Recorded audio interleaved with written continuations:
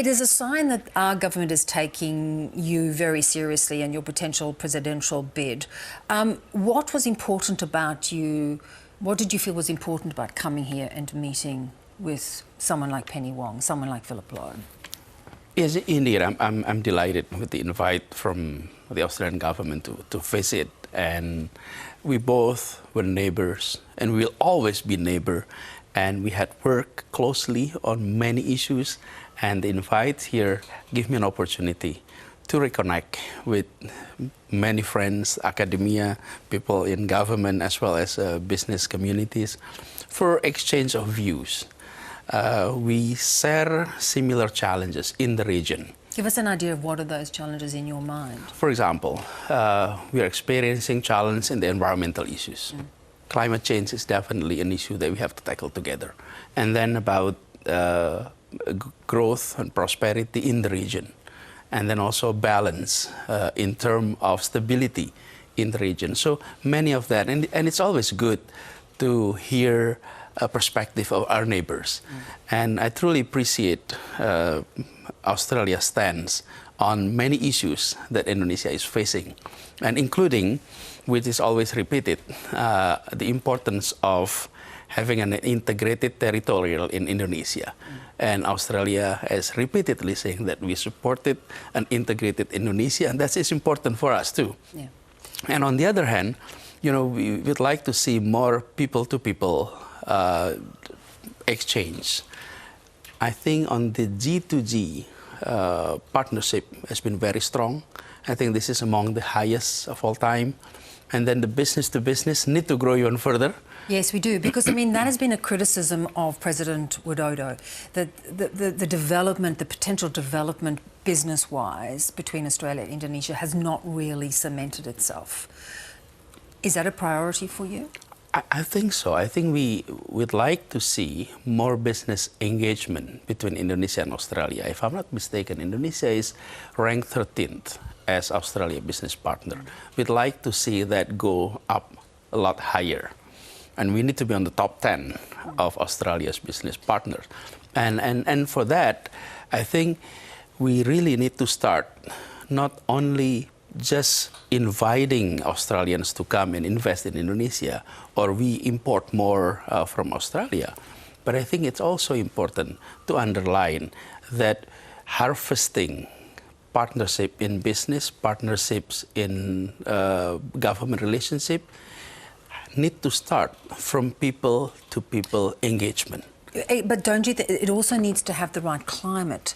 Not too much bureaucracy, not too much red tape. You need those, of course, those safeguards, but you need it to be accessible, which often is a struggle for Australian businesses in Indonesia. On the other hand, we have engagement quite extensive with business partners from different countries.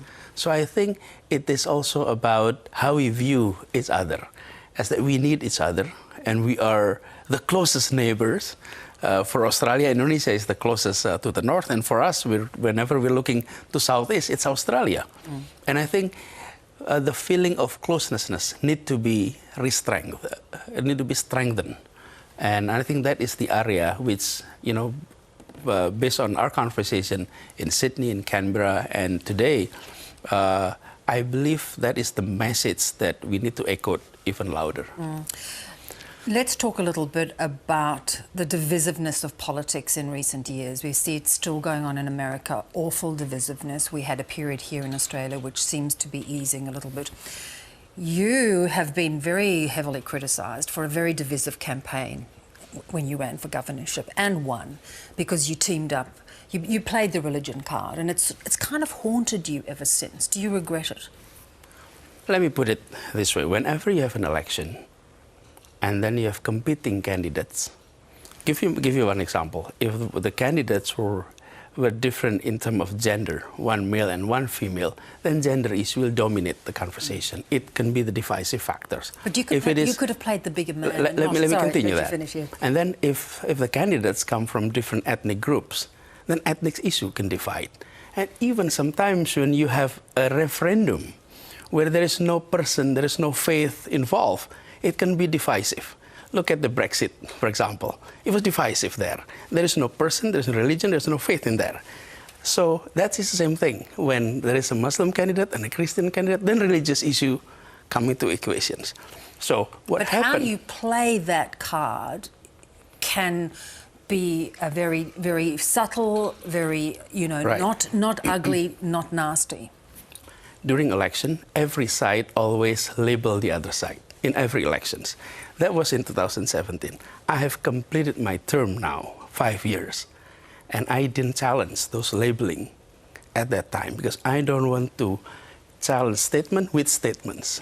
So what I did is I worked 5 years in Jakarta and truly provide equal opportunity, equal treatments to all religious groups and any religious group. And in fact, we created the feeling of stability, the feeling of peace in Jakarta. And now it's all completed. So I'm inviting everyone to judge me not based on assumption, but on based your on record. So in this, you've got the backing of 3 considerable parties. One, again, is a conservative Islamist group, Islamist party. Do you undertake not to go down that path again? Will you try and keep religion out of your presidential bid? And it has been proven that I may have support from various different groups. Yeah. But when it comes to making decisions, I have priorities based on 4 things. 1 is principle of equality.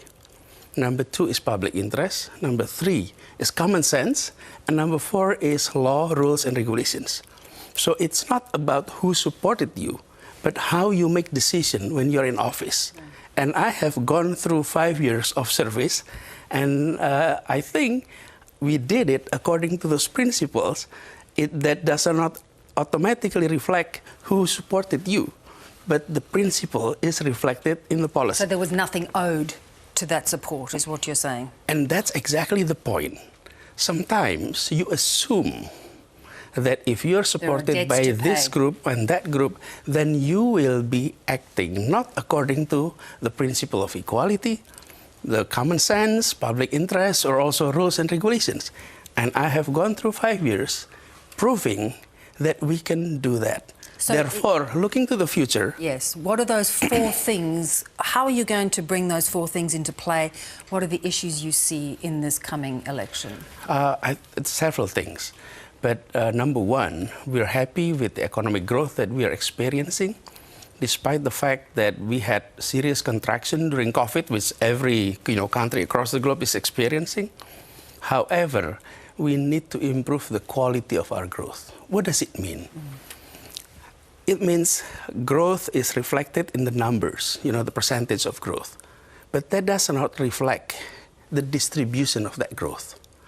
Our economy has been centralized in Java and also northern coastal of Java especially. What we'd like to do is to expand into regions of Indonesia. So center for economic growth is not only in certain places, but in major area of Indonesia. So equality is something that we would like to address in the area of economic development, in the area of education, which matters a lot. If quality of education is happening across Indonesia, so parents don't have to send their kids to major cities in Java for quality education.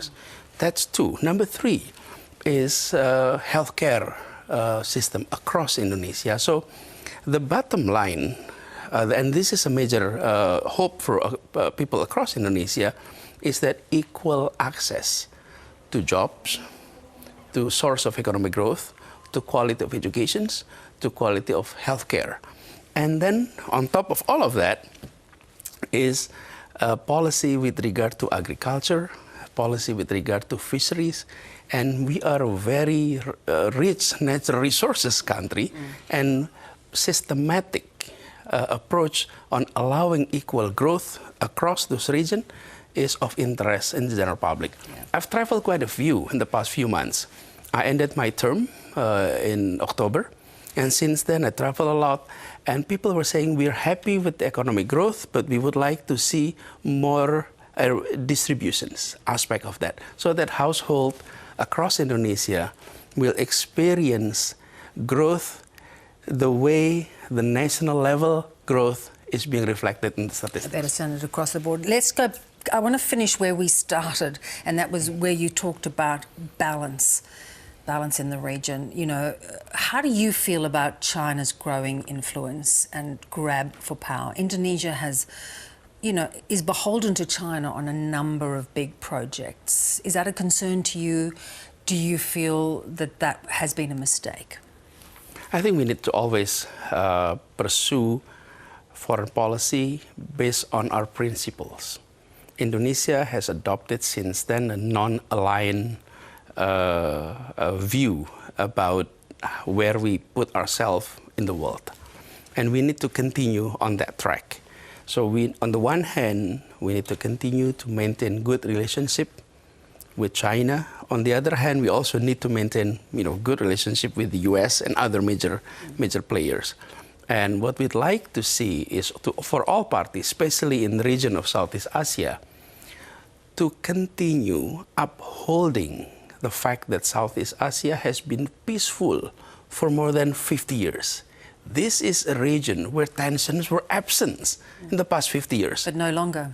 But we do hope it is continue to be that way, because it is very important for everyone in the regions. So Australia. So as president, would you play a greater international role I think so. hasn't been? I think so. Indonesia needs to play more active roles in the international arena, and that we need to be active based on our principles. So foreign policy does not always reflect more transactional approach, meaning it is not only about how much money foreign countries are coming into us. It is not only about trade, but it is about our contributions in sustaining peace and stability in the regions and across the globe. And Indonesia, as the fourth largest country in the world, need to play a bigger role in that. Part. Oh yeah, and especially in Asia. You know, we're talking South Asia.